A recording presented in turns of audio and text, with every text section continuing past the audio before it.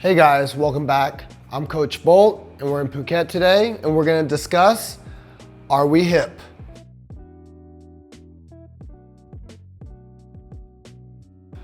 To truly understand our full capacity, we need to understand and assess the hip's function individually. The hip has 6 functions: flexion and extension, abduction and adduction, external rotation and internal rotation. The combination of these 6 functions help you produce lower body movements. So today's main focus and goal for our video is to reestablish and restore function of extension and flexion of the hip capsule.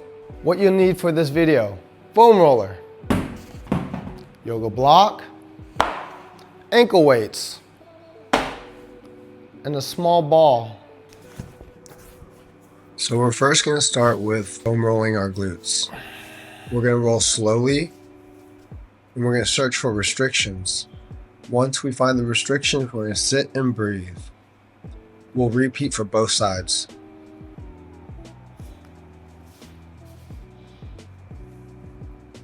Moving on to the quads and hip flexors. We're going to use the same technique as the glutes. We're going to go slow and steady so that we can determine the point of restriction. Once found, we're going to pause and breathe. Each spot may take a few minutes to address, so be patient and careful. You can move the roller north to the hip flexor. Those are right inside of the hip bone. Repeat on both sides. Now moving on from the foam rolling, we're going to start our mobility exercises. This will be the first of all the flexion exercises. It's a kneeling flexion lift off. Our goal is to lift our knee as high as possible over our hip without compensation. I'm going to go through a few different progressions of the same exercise. Give them all a try, see which level is suitable and challenging to you. I'm using either the extension of my leg, the addition of an ankle weight, or starting from a higher position to create more difficulty in the exercise. The goal is to keep the spine straight, chest tall, core packed. For those who are new to mobility and doing these exercises for the first time, you may be getting some cramping and discomfort. That's just your body experiencing contraction and new ranges of motion that you're not accustomed to. Just take a breather, get reset, and restart. Our goal is to do 2 to 3 sets of this exercise.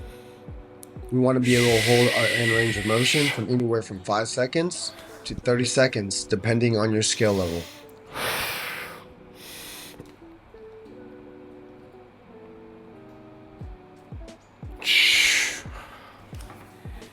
Moving on to our second exercise for flexion. This is going to be just changing our position to a standing position. All the techniques and the cueing are exactly the same. We want to stay tall, keeping our body as straight as possible. As we lift up our knee as slow as possible up over our hip, our goal is to do this as controlled as possible without compensating our body.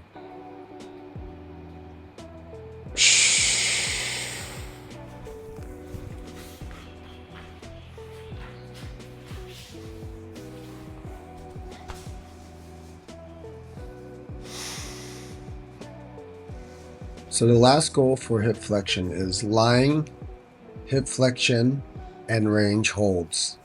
We're going to draw our knee to our chest and we're going to hug our knee to our chest. We're going to take a deep breath. Then we're going to release our hands. Our goal is to keep our knee as close to our chest as possible with control. We want to hold that position from 5 to 30 seconds. Repeat on both sides.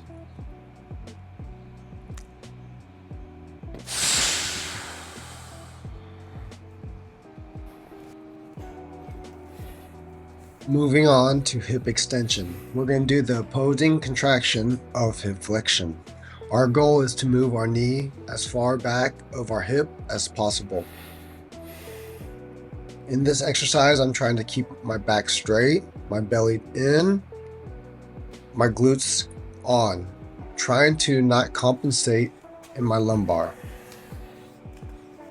Second, we'll move on to a standing hip extension pelvis contraction into the wall. Our goal is to drive our hip with the utilization of our glute closer to the wall.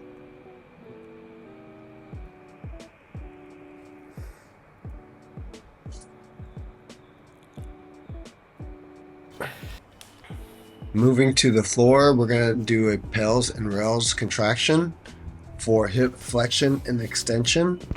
Our goal here is not to arch our lower back.